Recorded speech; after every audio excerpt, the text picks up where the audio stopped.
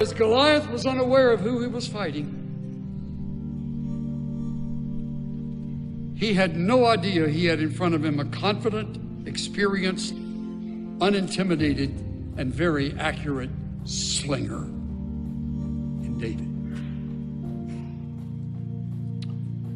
Now, all of that was then, dated in the ancient days when the valley of Elah was still blooming and the ravine had its rocks, where David chose those 5 to put in his bag, that he would choose one. Interesting, he chose smooth ones. They would make a more accurate trajectory. He knew exactly what he was doing. We are not slingers. We are believers in Jesus Christ. We have been equipped with the Spirit of God. And the Spirit of God is a member of the Trinity with all the powers pertaining thereto. We are equipped with the one who has never known intimidation. He lives within us. He exists as a resident within our being for the purpose of getting us on our feet, off our backs, out of our tents of fear, and into the faces of our giants. As I said earlier, we all face them. Let me help you with a few of them. There are domestic giants. One of them is called a divorce. Some of you have gone through or are going through a divorce. It's a giant. To you, it's not to anyone else, but it is to you. Because you've told yourself that it has statistics and it has a downside to it that makes you less than others. It's a giant. Yes, there was failure on both sides, of course. But it's a giant. Maybe your giant is a wandering son or daughter. It could be death. And your spouse in life has been taken from you. And you grieve.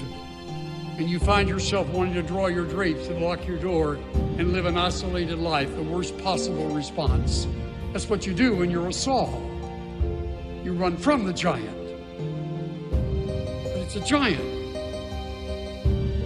Your giant may be a sick loved one hanging between life and death, and it requires exhausting labor to care for that person. That's a giant. It's not impossible. Maybe yours is a personal giant. You have a serious health issue and things don't look like they're getting better. Or maybe you're facing a lawsuit. Anything more intimidating than being served papers? Or you're being forced to move from the familiar and the secure to the unfamiliar. We know a couple right now, dear couple in Christ, who are facing that very thing. And you probably know some as well. And to them, it is a huge issue. They love where they live, but they sense God may not be in their staying there. So all the unknowns are in front of them. It's like a giant.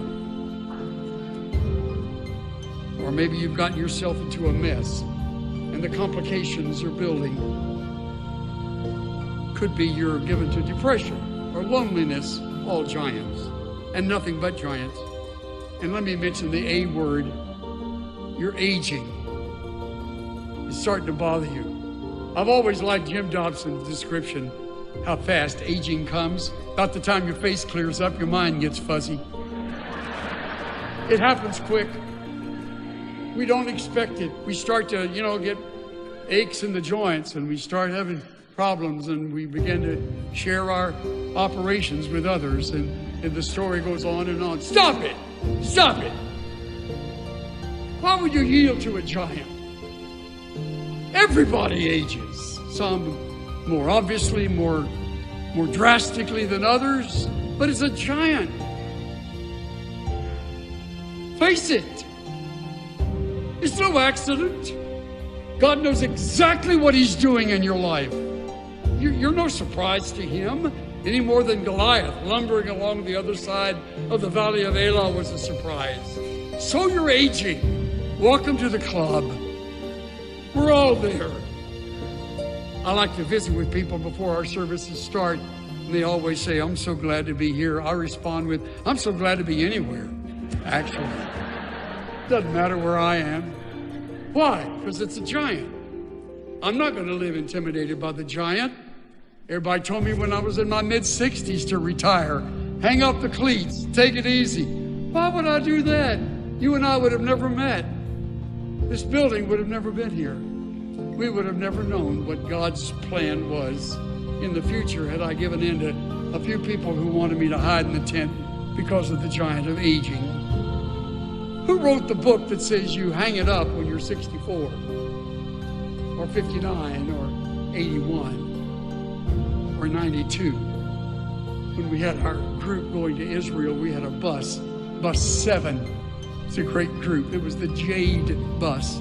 They renamed it the Joy bus because one of their people on the bus was named Joy, 94 years old.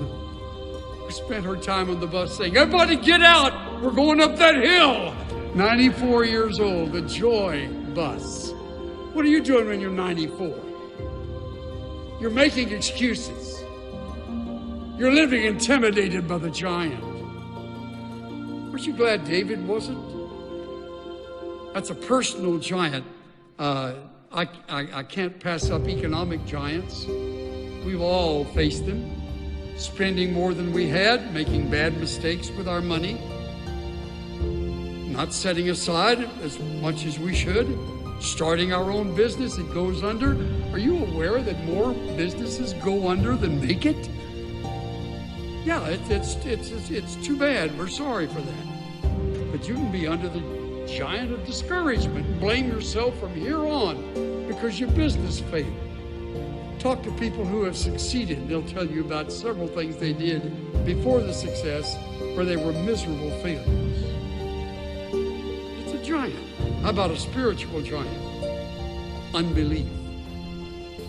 Unbelief says, until I get every single question answered, I'm not going to commit myself to that person that hung on a cross, claimed he was dying for my sins. Oh, really?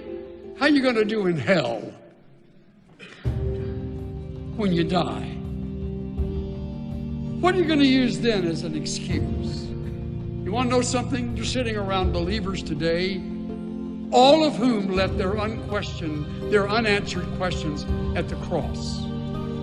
I have a number of them. I just don't focus on them. I'd rather live in light of faith and let God handle the things I can't answer than run the risk that I may be risking eternity for the sake of my pride.